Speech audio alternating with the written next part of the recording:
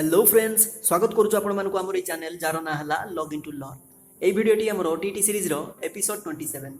ए video रे हम OTT 2018 paper 1 रे थिबा Odia, English, EVS, mathematics sections रो मेथड क्वेश्चंस डिस्कशन करबा। तबे चलंतु स्टार्ट करबा आज रो टॉपिक। व्यापक पठनर लक्ष्य कौन? ऑप्शन देखिबा व्याकरण ज्ञानर अभिवृद्धि, नूतन शब्द परिचित, भाषागत कौशल हासिल, आनंद प्राप्ति। तेबे एटी सठिक आंसर होची ऑप्शन डी आनंद प्राप्ति। नेक्स्ट क्वेश्चन को जिबा। आम हस खेल बही रे केउ पठन पद्धतिर अवलंबन करा जायछि? ऑप्शंस देखिबा वाक्य पठन प्रणाली, गल्प पठन प्रणाली, छवि प्रणाली, शब्द क्रमिक प्रणाली। एटी सठिक उत्तरटी हेउची ऑप्शन सी छवि प्रणाली। तेबे कहि रखुची हस खेल पाठ्यपुस्तकटी हेउची प्रथम श्रेणीर समन्वित पाठ्यपुस्तक एवं प्रथम श्रेणीर शिक्षार्थी मानक ठारे पठन दक्षता सेतेटा विकसित होई न थाए। तेणु आमे सेही स्तर रे छवि प्रणाली बा छवि पठन उपरे अधिक गुरुत्व देई थाउ। Next question बुझिबा। केउटी वर्ण अशुद्धि निराकरणर उपाय नुहे? ऑप्शन देखिबा बनान खेल, श्रुत लिखन, त्रुटिपूर्ण उच्चारण, दृष्ट लिखन। तेबे एटी सठिक आंसर हेउची ऑप्शन सी त्रुटिपूर्ण उच्चारण। काहेकि ना एहा माध्यम रे वर्ण अशुद्धि दूर होबा परिवर्ते ताहा अधिक गुरुतर होय थाए। नेक्स्ट क्वेश्चन को जिबा। केउटी कथन दक्षता विकास पई श्रेणी कार्य नुहे? ऑप्शंस देखिबा पिला मानकु गीत गाइबा पई प्रेरणा देबा, पशु पक्षी स्वर अनुकरण पई सुजोग देबा, धीरगामी पिलांक पई स्वतंत्र व्यवस्था करिबा, विभिन्न वस्तु देखाई से विषय कहबा पई उत्साह देबा। तेबे एटी सठिक उत्तरटी हेउची ऑप्शन बी पशु पक्षी स्वर अनुकरण पई सुजोग देबा। एही श्रेणी कार्यटिकु आमे सक्रियात्मक कार्य रूपे श्रेणी गृह रे करि परिबा, मात्र एहा माध्यम रे कथन दक्षतार विकास पई कोनोसी अवसर नाही कहले चले। नेक्स्ट क्वेश्चन को जिबा। भूल बनान थिबा शब्द चारिपटे गोल बुलाइबाकू कुहा जायथिले ताहा केउ प्रकार प्रश्न हेबो? ऑप्शन देखिबा मेलक प्रश्न, दृष्टान्तमूलक प्रश्न, सत्यासत्य प्रश्न, उत्तर मनोनयनमूलक प्रश्न। तेबे एटी सठिक आंसर हेउची ऑप्शन डी मनोनयनमूलक प्रश्न। काहेकि ना एई प्रकार प्रश्न रे शिक्षार्थी को सठिक उत्तरटी चयन बा निर्वाचन करबाकू पड़ी थाए एवं मन रखंतु दुई विकल्प प्रश्न एवं बहु विकल्प प्रश्न गोटे गोटे मनोनयनमूलक प्रश्नर उदाहरण अटंती। नेक्स्ट क्वेश्चन को जिबा। केउटी स्व शिक्षण दक्षतार विकास पई उपयोगी अटे? ऑप्शंस देखिबा अभिधान देखि शब्दार्थ खोजिबा, सुनिथिबा गपकू कहिबा, घरे व्यवहार करा जाउतबा शब्द गुडीकर तालिका प्रस्तुत करिबा, विपरीतार्थबोधक शब्द लेखिबा। एटी सठिक उत्तरटी हेउची ऑप्शन ए अभिधान देखि शब्दार्थ खोजिबा। अर्थात डिक्शनरी रे पिला माने कोनोसी एक शब्दर अर्थ खोजी बाहर करिवे। एहा द्वारा सेमानक ठारे स्व शिक्षण दक्षता विकसित हेबो। नेक्स्ट क्वेश्चन बुझिबा। बहुभाषी समस्या दूर करबा पई केउ पदक्षेप ग्रहणीय नुहे? ऑप्शन देखिबा पिलार घर भाषा को उपेक्षा, द्विभाषीय पाठ्यपुस्तक प्रस्तुति, आंचलिकता उपरे गुरुत्व, आंचलिक उपकरण उपरे गुरुत्व। तेबे एटी सठिक आंसर हेउची ऑप्शन ए पिलार घर भाषा को उपेक्षा, जाकी आदौ ग्रहणीय नुहे। काहेकि ना मातृभाषा को बाद देले शिक्षण प्रक्रिया व्याहत हुए। एहा छड़ा एनसीएफ 2005 रे उल्लेख अछि जे मातृभाषा को ही शिक्षण प्रक्रियार माध्यम करा जाऊ। नेक्स्ट क्वेश्चन को जिबा। प्राथमिक स्तर रे केउटी मातृभाषा शिक्षार उद्देश्य नुहे? तेबे प्राथमिक स्तर कहिले प्रथम श्रेणी रु पंचम श्रेणी पर्यंतर स्तर को बुझाउची। ऑप्शंस देखिबा भाव ग्रहण और भाव प्रकाश शक्तिर वृद्धि कराइबा, व्यावहारिक व्याकरण उपरे गुरुत्व प्रदान करिबा, श्रवण, कथन, पठन और लिखन शक्तिर वृद्धि कराइबा, मानवीय गुणगुड़िकर विकास कराइबा। एटी सठिक उत्तरटी हेउची ऑप्शन डी मानवीय गुणगुड़िकर विकास कराइबा, जहाँकि प्राथमिक स्तर रे मातृभाषा शिक्षार उद्देश्य नुहे। मात्र जदि आमे उच्च प्राथमिक स्तर को विचार को नबा तेबे एहा मध्य भाषा शिक्षार एक अंश अटे। नेक्स्ट क्वेश्चन को जिबा। The aim of teaching English language is to acquire dash। तेबे एही प्रश्न रे पचरा जायछि भाषा शिक्षार मुख्य लक्ष्य कोन अटे? ऑप्शन देखिबा the knowledge of grammar, vocabulary, the knowledge of sentence, language skills। The right answer is option D language skills, that means listening, speaking, reading and writing। next question को जिबा। Poetry is primarily oriented for dash। तेबे एही प्रश्न रे कविता शिक्षणर आवश्यकता बा प्राथमिकता विषय रे पचरा जायछि। चलंतु ऑप्शंस देखिबा comprehension, vocabulary enrichment, appreciation, linguistic skills. The right answer is option C appreciation, जोटा को आमे सौंदर्यानुभूति कहि थाउ। काहेकि ना कविता माध्यम रे आमे शिक्षार्थी हृदय रे सौंदर्यानुभूति जागृत करि थाउ। नेक्स्ट क्वेश्चन को जिबा। When a part of the word is spoken emphatically, it is called dash. ତେବେ ଏହି ପ୍ରଶ୍ନରେ ପଚରାଯାଇଛି କୌଣସି ବାକ୍ୟର ଏକ ଶବ୍ଦକୁ ଜୋର ଦେଇ କହିବାକୁ କ'ଣ କୁହାଯାଏ? ଅପସନ ଦେଖିବା A pause, stress, intonation, pronunciation. The right answer is option B stress. Next question କୁ ଯିବା। Continuous comprehensive evaluation emphasises dash evaluation. ତେବେ ଏହି ପ୍ରଶ୍ନରେ ପଚରାଯାଇଛି ନିରନ୍ତର ସାମଗ୍ରିକ ମୂଲ୍ୟାୟନ କାହା ଉପରେ ଜୋର ଦେଇଥାଏ? ଅପସନ୍ସ ଦେଖିବା process, product, term and formation. The right answer is option A process evaluation. ତେବେ କହି ରଖୁଛି process evaluation is feedback based. ଏଠି ଫିଡବ୍ୟାକ୍ ମିଳିଥାଏ ଯେଉଁ ଫିଡବ୍ୟାକ୍ ଆଧାରରେ ଶିକ୍ଷାର୍ଥୀମାନେ ନିଜ ଶିକ୍ଷଣ ସମସ୍ୟାକୁ ଦୂର କରିଥାନ୍ତି ତଥା ନିଜର ଶିକ୍ଷଣ ସାମର୍ଥ୍ୟକୁ ବଢ଼ାଇଥାନ୍ତି। ଠିକ୍ ସେହିପରି ସେହି ଫିଡବ୍ୟାକ୍ ଆଧାରରେ ଶିକ୍ଷକ ନିଜ ଶିକ୍ଷାଦାନରେ ମଧ୍ୟ ସୁଧାର ଆଣିବାର ସୁଯୋଗ ପାଇଥାନ୍ତି। ଏବଂ ଅପସନ୍ ବି ଦେଇଛି ପ୍ରଡକ୍ଟ ଇଭାଲ୍ୟୁଏସନ୍, ଯାହାକି ଜଜମେଣ୍ଟାଲ ବାଇ ନେଚର। ଜଜମେଣ୍ଟାଲ ମାନେ ସେଥିରେ ଆମେ ପିଲାମାନଙ୍କୁ ଜଜମେଣ୍ଟାଲ ଗ୍ରେଡ୍ ବା ମାର୍କ ଦେଇଥାଉ। ଠିକ୍ ସେହିପରି ଶିକ୍ଷକଙ୍କୁ ମଧ୍ୟ ତାଙ୍କ ପରଫର୍ମାନ୍ସ ଆଧାରରେ ଜଜମେଣ୍ଟ ଦିଆଯାଇଥାଏ। ନେକ୍ସଟ କ୍ୱେଶ୍ଚିନ୍ କୁ ଯିବା। When rules of language are learned from a live situation, it refers to dash grammar. ଏହି ପ୍ରଶ୍ନରେ ପଚରାଯାଇଛି କେଉଁ ପ୍ରକାର ବ୍ୟାକରଣରେ ନିୟମ ଗୁଡ଼ିକୁ ବାସ୍ତବ ଜୀବନର ସ୍ୱାଭାବିକ ପରିସ୍ଥିତିରୁ ଆହରଣ କରାଯାଏ? ତେବେ ଅପସନ ଦେଖିବା functional, formal, descriptive, traditional. The right answer is option A functional grammar or contextual grammar. Next question କୁ ଯିବା। Dash hinders the process of comprehension while reading silently. ତେବେ ପ୍ରଶ୍ନରେ ପଚରାଯାଇଛି ନିରବ ପଠନ କରୁଥିବା ବେଳେ କେଉଁ କାରକଟି ଆମ ପାଇଁ ଅଡ଼ୁଆ ତିଆରି କରିଥାଏ? ଅପସନ୍ସ ଦେଖିବା ଆଇସ୍ପାନ୍। ତେବେ ଆଇସ୍ପାନ୍ର ଅର୍ଥ ହେଲା ଆମେ କୌଣସି ସେଣ୍ଟେନ୍ସ ପଢ଼ିବା ସମୟରେ ଆମେ ଆଖି ତା ଉପରେ ଚଲାଇଥାଉ, ତାହାକୁ ଆମେ ଆଇସ୍ପାନ୍ କହୁ। ନେକ୍ସଟ ଦେଇଛି ସବ୍ ଭୋକାଲାଇଜେସନ୍, ଅର୍ଥାତ୍ ପଢ଼ୁଥିଲା ବେଳେ ଗୁଣୁଗୁଣୁ ହେବା। ତାପରେ ଦେଇଛି ସ୍କାନିଂ। ସ୍କାନିଂ ମାନେ କୌଣସି ଏକ ଟେକ୍ସଟରୁ ଆମେ ଏକ ନିର୍ଦ୍ଦିଷ୍ଟ ଫ୍ୟାକ୍ଟ ଖୋଜି ବାହାର କରିବା, ସେଟାକୁ ସ୍କାନିଂ କୁହାଯାଏ। ତାପରେ ଲାଷ୍ଟ ଅପସନ୍ ଦେଇଛି ଫିଙ୍ଗର ପଏଣ୍ଟିଂ, ଅର୍ଥାତ୍ ଆମେ କୌଣସି ଏକ ସେଣ୍ଟେନ୍ସ ଉପରେ ପଢ଼ୁଥିବା ସମୟରେ ଆଙ୍ଗୁଳି ଚାଳନା କରିବା। ଦ right answer is option D finger ପଏଣ୍ଟିଂ, ଅର୍ଥାତ୍ ଆମେ ପଢ଼ୁଥିବା ବେଳେ ଆଙ୍ଗୁଳି ଚାଳନା କରିବା ଦ୍ୱାରା ଆମର ରିଡ଼ିଂ ଏଫିସିଏଣ୍ଟ ହୋଇନଥାଏ, ଅର୍ଥାତ୍ ସେଥିରେ ବାଧା ଉପୁଜିଥାଏ। ନେକ୍ସଟ କ୍ୱେଶ୍ଚିନ୍କୁ ଯିବା। Dash is most essential for creative writing. Option ଦେଖିବା idea, language, imagination, fancy. The right answer is option C imagination, ଅର୍ଥାତ୍ ସୃଜନଶୀଳ ଲିଖନ ନିମନ୍ତେ କଳ୍ପନା ଶକ୍ତି ନିତାନ୍ତ ଆବଶ୍ୟକ। ନେକ୍ସଟ କ୍ୱେଶ୍ଚିନ୍ କୁ ଯିବା। Deficiency in a learner can be taken care through dash. ତେବେ ଏହି ପ୍ରଶ୍ନରେ ପଚରାଯାଇଛି କୌଣସି ଏକ ଶିକ୍ଷାର୍ଥୀର ଶିକ୍ଷଣ ସମସ୍ୟାକୁ ଆମେ କିପରି ଡିଲ୍ କରିବା, ଅର୍ଥାତ୍ କେମିତି ତାର ଶିକ୍ଷଣ ସମସ୍ୟାକୁ ଆମେ ଏଡ଼ାଇବା। ଅପସନ୍ସ ଦେଖିବା regular teaching, self study, proper explanation, remedial teaching. The right answer is option D remedial teaching, ଯାହାକୁ ଆମେ ଉପଚାରାତ୍ମକ ଶିକ୍ଷଣ ମଧ୍ୟ କହିଥାଉ।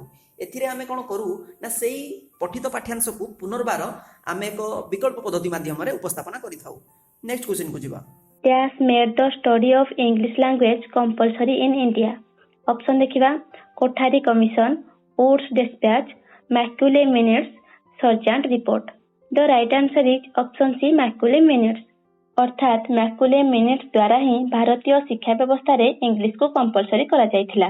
ନେକ୍ସଟ କ୍ୱେଶ୍ଚିନ୍କୁ ଯିବା। ଗଣିତରେ ଗଠନାତ୍ମକ ମୂଲ୍ୟାୟନ ବା ଫର୍ମେଟିଭ୍ ଇଭାଲ୍ୟୁଏସନ୍ର ଉଦ୍ଦେଶ୍ୟ କ'ଣ ଥାଏ? ଅପସନ୍ସ ଦେଖିବା ଶିକ୍ଷାର୍ଥୀମାନଙ୍କର ଗୌଣ ଶିକ୍ଷଣ ଅସୁବିଧା ଗୁଡ଼ିକ ଚିହ୍ନଟ କରିବା, ଶିକ୍ଷାର୍ଥୀମାନଙ୍କର ମୁଖ୍ୟ ଶିକ୍ଷଣ ଅସୁବିଧା ଗୁଡ଼ିକ ଚିହ୍ନଟ କରିବା, ଶିକ୍ଷାର୍ଥୀମାନଙ୍କର ପ୍ରବେଶ ଆଚରଣ ଗୁଡ଼ିକୁ ଚିହ୍ନଟ କରିବା, ଶିକ୍ଷାର୍ଥୀମାନଙ୍କର ତୀବ୍ର ଶିକ୍ଷଣ ଅସୁବିଧା ଗୁଡ଼ିକୁ ନିଦାନ କରିବା। ତେବେ ଏଠି ସଠିକ୍ ଉତ୍ତରଟି ହେଉଛି ଅପସନ୍ ବି ଶିକ୍ଷାର୍ଥୀମାନଙ୍କର ମୁଖ୍ୟ ଶିକ୍ଷଣ ଅସୁବିଧା ଗୁଡ଼ିକୁ ଚିହ୍ନଟ କରିବା ଏବଂ ପରବର୍ତ୍ତୀ ସମୟରେ ଆମେ ଉପଚାରାତ୍ମକ ଶିକ୍ଷଣ ମାଧ୍ୟମରେ ସେଗୁଡ଼ିକୁ ଏଡ଼ାଇବା। ନେକ୍ସଟ କ୍ୱେଶ୍ଚିନ୍କୁ ଯିବା। ଗଣିତ ପାଠର ନିର୍ଦ୍ଦିଷ୍ଟ ଉଦ୍ଦେଶ୍ୟ ଉଲ୍ଲେଖ କରିବାର କେଉଁଟି ସଠିକ୍ ରୂପରେଖ ଅଟେ?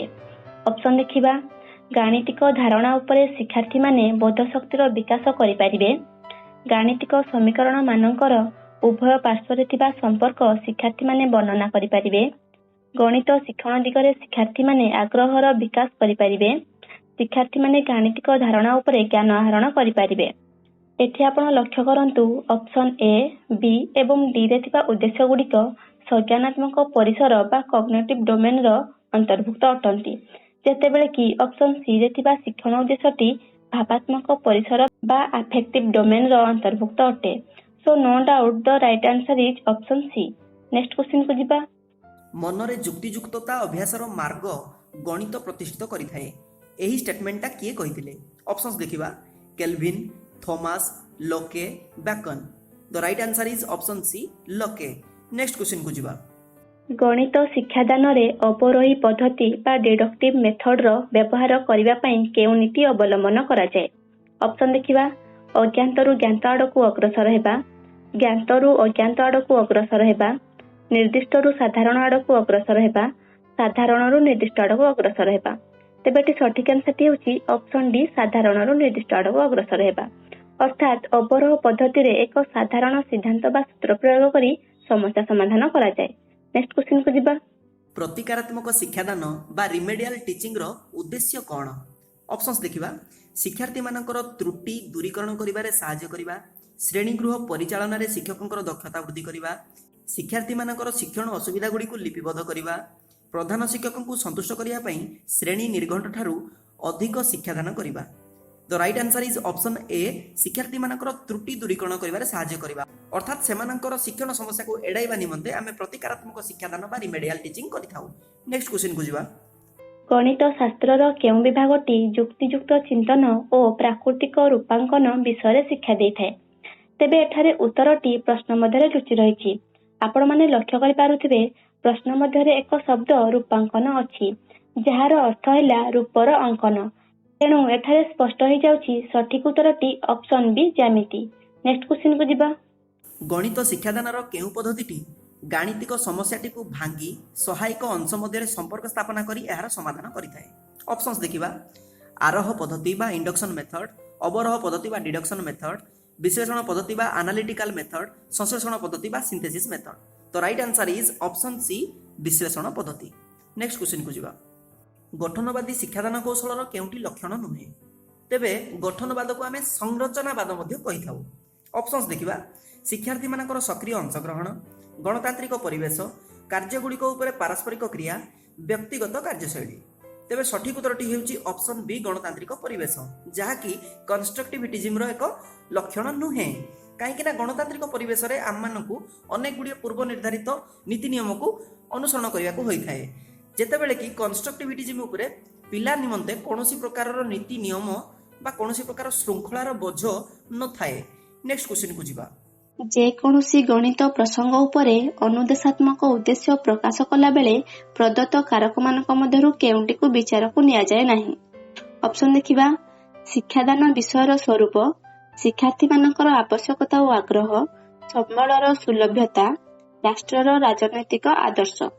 तेबे एठी सठिक आंसरटी हेउची ऑप्शन डी राज्यर राजनैतिक आदर्श, जहाँकि गणित विषय को विचार को नेले संपूर्ण भाव में अप्रासंगिक बा इरिलेवेंट होता है। नेक्स्ट क्वेश्चन को जिबा। वस्तुनिष्ठ प्रश्न मानकर केउंटी निर्णायक लक्षण अटे? ऑप्शंस देखिबा।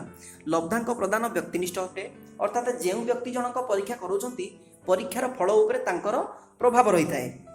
नेक्स्ट ऑप्शन देछि स्वल्प विषय वस्तु परिसर कवर करता है।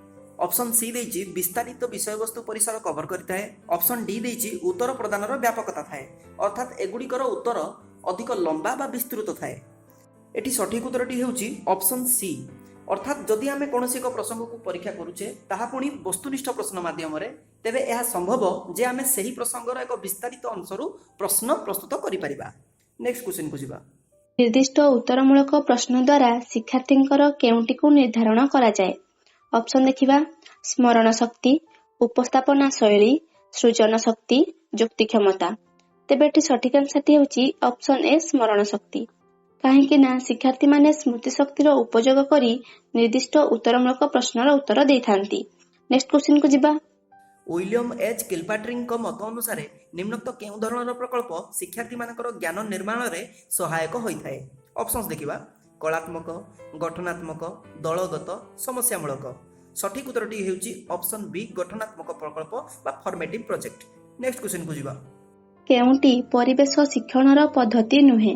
ऑप्शन देखिबा। पर्यवेक्षण, विश्लेषण, सिद्धांतीकरण, अनुमान। तेबे एटी सठिक आंसरटी हेउची ऑप्शन डी अनुमान। नेक्स्ट क्वेश्चन को जिबा। मानकीकृत परीक्षण बा स्टैंडर्डाइज्ड टेस्ट रो केउं लक्षणटी परीक्षण लब्धांक मानकर सुसंगति को सूचित करिथाय? ऑप्शंस देखिबा। वैधता बा वैलिडिटी, विश्वासता बा रिलायबिलिटी, व्यावहारिकता बा यूटिलिटी, वस्तुनिष्ठता बा ऑब्जेक्टिविटी। तेबे सठिक उत्तरटी हेउची ऑप्शन सी व्यावहारिकता। नेक्स्ट क्वेश्चन को जिबा। ବ୍ରିଟାନିକ୍ ଭାଷାକୋଷ ବା ଇଂଲିଶ ଡିକ୍ସନାରୀ ଅନୁଯାୟୀ କେଉଁ ବିଷୟଟି ସାମାଜିକ ବିଜ୍ଞାନର ପରିସରଭୁକ୍ତ ନୁହେଁ? ଅପସନ ଦେଖିବା, ଅର୍ଥନୀତି ବା ଇକୋନୋମିକ୍ସ, ଭୂଗୋଳ ବା ଜିଓଗ୍ରାଫି, ରାଜନୀତି ବିଜ୍ଞାନ ବା ପଲିଟିକାଲ ସାଇନ୍ସ, ପଶୁ ମନୋବିଜ୍ଞାନ ବା ଆନିମାଲ ସାଇକୋଲୋଜି। ତେବେ ଏଠି ସଠିକ ଆନ୍ସରଟି ହେଉଛି ଅପସନ ବି ଭୂଗୋଳ। ନେକ୍ସଟ କ୍ୱେଶ୍ଚିନକୁ ଯିବା। ଶୈକ୍ଷିକ ଦୃଷ୍ଟିକୋଣରୁ ପ୍ରାଥମିକ ବିଦ୍ୟାଳୟର ଶିକ୍ଷାର୍ଥୀମାନଙ୍କୁ ଉପରୋକ୍ତ ପାଠ୍ୟ ବିଷୟଗୁଡ଼ିକ କେଉଁ କ୍ରମରେ ପଢ଼ାଯିବା ଉଚିତ? ଅପସନ୍ସ ଦେଖିନେବା। ପ୍ରାକୃତିକ ପରିବେଶର ସଂରକ୍ଷଣ ଓ ସୁରକ୍ଷା ସମ୍ପର୍କିତ ଅଧ୍ୟୟନ, ବର୍ତ୍ତମାନ ବିଦ୍ୟମାନ ପ୍ରାକୃତିକ ପରିବେଶର ଉନ୍ନତି ବିଧାନ ନିମିତ୍ତ ମନୁଷ୍ୟର ଦାୟିତ୍ୱ ଏବଂ କର୍ତ୍ତବ୍ୟ ସମ୍ପର୍କିତ ଅଧ୍ୟୟନ, ଜୀବଜଗତ ଓ ଜଡ଼ଜଗତ ମଧ୍ୟରେ ପରସ୍ପର ନିର୍ଭରଶୀଳତା ସମ୍ପର୍କ ଅଧ୍ୟୟନ, ପ୍ରାକୃତିକ ପରିବେଶ ଅବକ୍ଷୟର କାରଣ ସମୂହ ଏବଂ ଏହାର କୁପରିଣାମ ସମ୍ପର୍କିତ ଅଧ୍ୟୟନ। ତେବେ ଏଠି ସଠିକ କ୍ରମଟି ହେଉଛି C D A B. Next କ୍ୱେଶ୍ଚିନକୁ ଯିବା। ଏହି ପ୍ରଶ୍ନରେ କେତେଗୁଡ଼ିଏ କାରକ ଦିଆଯାଇଛି ଏବଂ ପଚରାଯାଇଛି ପ୍ରାଥମିକ ବିଦ୍ୟାଳୟ ନିମନ୍ତେ କେଉଁ କ୍ରମଟି ସର୍ବାଧିକ ଫଳପ୍ରଦ। ତେବେ ସଠିକ କ୍ରମଟି ହେଉଛି ଶିକ୍ଷାଦାନ ଓ ଶିକ୍ଷଣ ନିମିତ୍ତ ଅନୁକୂଳ ବାତାବରଣ ଅର୍ଥାତ୍ ଲର୍ଣ୍ଣିଂ ଏନଭାରମେଣ୍ଟ ଅଧିକ ଜରୁରୀ। ଏହାପରେ ଶିକ୍ଷକ ଓ ଶିକ୍ଷାର୍ଥୀ ସଂଖ୍ୟାର ଅନୁପାତ।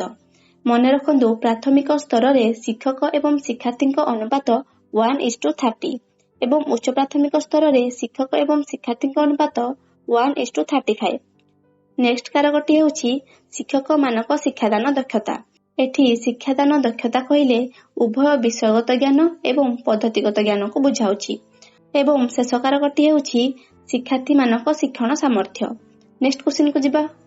ମାନଚିତ୍ରରେ କେଉଁ ରଙ୍ଗ ଦ୍ୱାରା କୃଷିଭୂମି ଦର୍ଶାଯାଇଥାଏ? ଏଠି ସଠିକ ଆନ୍ସରଟି ହେଉଛି ଅପସନ ଡି ହଳଦିଆ। ତେବେ ଚାଲନ୍ତୁ ଅନ୍ୟ ଅପସନ ଉପରେ ନଜର ପକାଇବା। ଅପସନ ଏ ଦେଇଛି ମାଟିଆ। ଏଠି ମନେ ରଖନ୍ତୁ, ଗାଢ଼ ମାଟିଆ ପର୍ବତକୁ ଦର୍ଶାଉଥିବା ବେଳେ ଫିକା ମାଟିଆ ମାଳଭୂମି ବା ଉଚ୍ଚଭୂମିକୁ ଦର୍ଶାଇଥାଏ। ଅପସନ ବି ଦେଇଛି ନୀଳ। ତେବେ ନୀଳ ରଙ୍ଗ ଦ୍ୱାରା ଜଳଭାଗକୁ ସୂଚିତ କରାଯାଏ। ଅପସନ ସି ଦେଇଛି ସବୁଜ। ମନେ ରଖନ୍ତୁ, ଗାଢ଼ ସବୁଜ ଜଙ୍ଗଲକୁ ସୂଚିତ କରୁଥିବା ବେଳେ ଫିକା ସବୁଜ ସମତଳ ଭୂମିକୁ ସୂଚିତ କରେ।